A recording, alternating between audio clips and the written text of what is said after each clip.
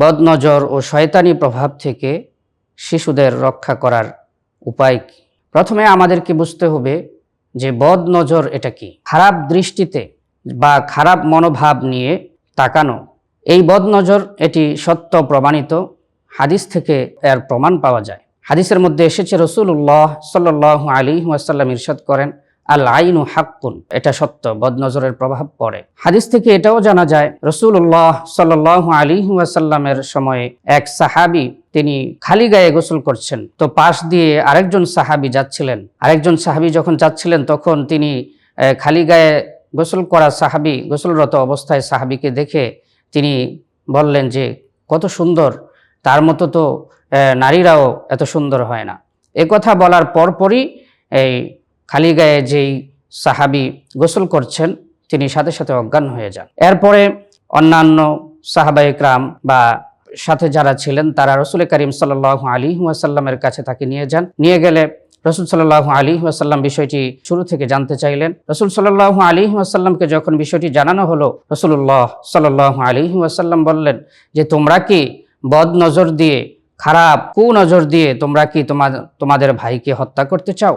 দেখুন রাসূলুল্লাহ সাল্লাল্লাহু আলাইহি ওয়াসাল্লাম এখানে কি শব্দ বলেছেন, যে তোমরা কি হত্যা করতে চাও। অর্থাৎ বদনজরের প্রভাব এতটা খারাপ, এতটা মন্দ যে মানুষকে মেরে পর্যন্ত ফেলতে পারে বদনজর। এবং হাদিসের মধ্যে এসেছেও যে শেষ জামানায় স্বাভাবিক মৃত্যুর চাইতে বদনজর বা মানুষের ক্ষতির, জাদু টোনার এ সমস্ত মৃত্যু বেশি হবে। বর্তমানে আমাদের শিশুরা নানাভাবে বদনজরে আক্রান্ত হচ্ছে, এবং বদনজরে আক্রান্ত হচ্ছে এই বিষয়টি আমরা অনেকেই বুঝি না।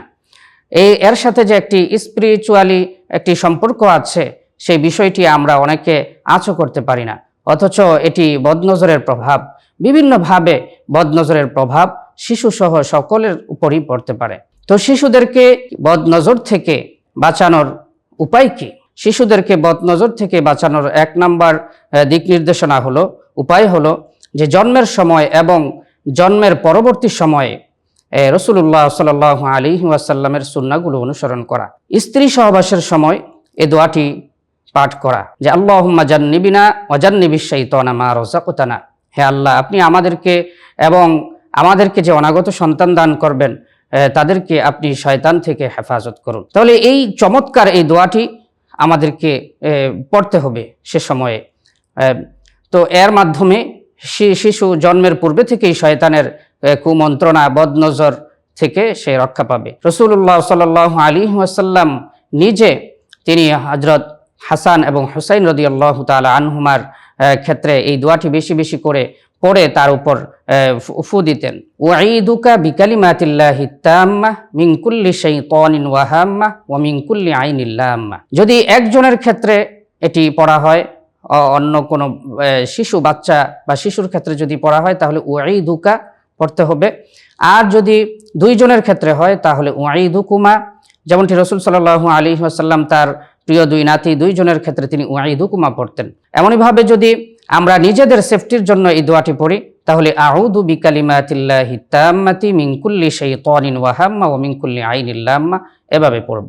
তৃতীয় উপায় হলো মাগরিবের আজানের পূর্বে শিশু বাচ্চাদেরকে কোনোভাবেই বাহিরে রাখা যাবে না। যদি তারা বাহিরে থাকে তাহলে দ্রুত তাদেরকে ঘরে নিয়ে আসা, কারণ মাগরিবের আজানের পূর্বে দুষ্ট জিনেরা খুব বেশি বিচরণ করে, হাদিস থেকে এমনটি পাওয়া যায়। চতুর্থ আরেকটি পদ্ধতি হলো সন্তানের ভালো দিক, প্রশংসামূলক বিষয়গুলো মানুষের কাছে ঢালাওভাবে প্রচার না করা, অথবা যদি প্রচার করতেই হয় তাহলে তাবারাকাল্লাহ বা মাশা আল্লাহ এই শব্দ যদি বলে তাহলে সেই খারাপ প্রভাব তার উপর পড়বে না। অনেক সময় দেখা যায় বাবা মায়ের বদনজরও সন্তানের উপর পড়ে, শিশুর উপর পড়ে।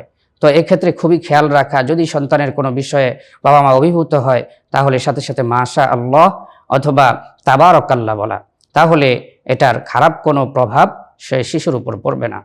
এছাড়াও শিশুর জন্য সব সময় আমাদেরকে, সন্তানদের জন্য সবসময় আমাদেরকে আল্লাহ তাআলার কাছে সেফটির জন্য দোয়া করতে থাকা যে আল্লাহ আমার এই সন্তানকে আপনি সকল প্রকারের বিপদ আপদ বালা মুসিবত থেকে আপনি তাকে হেফাজত করুন, এভাবে সন্তানের জন্য দোয়া করতে থাকা। আজকের মতো এখানেই বিদায় নিচ্ছি।